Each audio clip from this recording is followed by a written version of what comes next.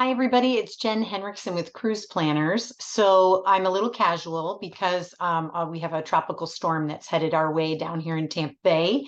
And it brought up the topic of travel insurance a lot on social media. And I think this is a great thing for us to cover in just a short little quick video because people are always thinking, well, I can purchase it up until the last minute of travel. So why not? But I want to point out to you, it's not just for storms and things like that. Most of the time, what I hear as a travel professional is people calling me after all of their trip has been booked and all of the money has gone out for whatever it is that they're doing. And then somebody gets sick. Somebody's diagnosed with cancer, somebody close in their family, whether it's a mom, a dad, immediate family, it depends on which policy you buy, but somebody in their immediate family gets sick and they are nervous that they're not going to be able to go on their trip. So one thing you need to know with travel insurance, when to purchase it is the very first moment that the first dollar leaves your pocket. If you buy flights first, if you book an Airbnb first, no matter what it is that you're doing for that trip, and the trip would be considered a door-to-door trip from the time you leave your home to the time you return to your home.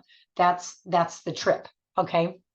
But as soon as that first dollar leaves your pocket, whether it's for the deposit of a cruise, whether it's for flights, like I said, really what's considered that total trip cost would be non-refundable travel expenses. So non-refundable, what if your cruise is refundable? Okay, well, you're going to get your money back, right? So that wouldn't be considered non-refundable trip costs. But the reality is the timeline begins on that coverage when you purchase the policy. So when the first money leaves your pocket, a timeline begins, and that usually is 14 days. It'll depend on which state you live in because travel insurance is governed by the state, which is a good thing. Watching out for us. When that money leaves your pocket, that 14-day timeline begins. And there's certain parts of most insurance policies that will only cover you if the policy is purchased within 14 days of deposit.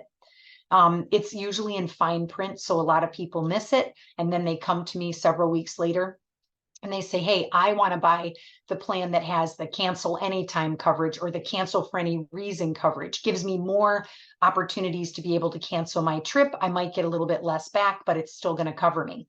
Usually that's not available after that 14-day give or take window. So it's important for you to check those right away as soon as that first dollar leaves your pocket.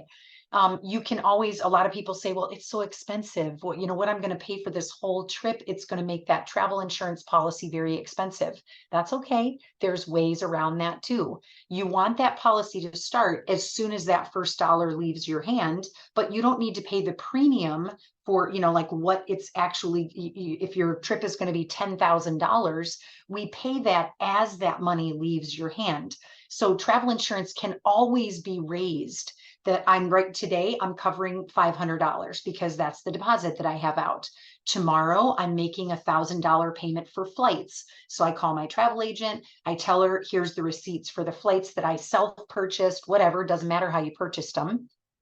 I want to add those to my travel insurance coverage. So we go in and we say, okay, their coverage is going from $500 to $1,500. Let's say if we bought $1,000 flight, the travel insurance company is going to say, okay, for us to go to $1,500 coverage based on your age, where you're going, all of those factors that they base their premium off of, they're going to say you owe X amount of dollars more to cover that premium.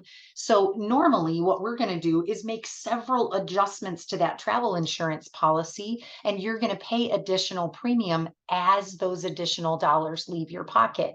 That's a way to keep your costs down initially, but also make sure that by departure day, you are fully covered for the money that you have into that trip.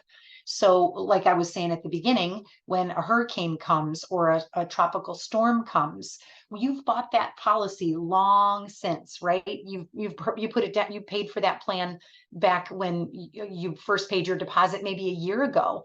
That's before the storm is named. Anything that would discount it, that it wouldn't be covered for you to file a claim for. It's the last minute purchases that usually cause people problems. So I just want to encourage you on every trip, personally, as well as for my clients, every single trip, as soon as that first dollar leaves my pocket, I purchase a travel insurance policy for that trip.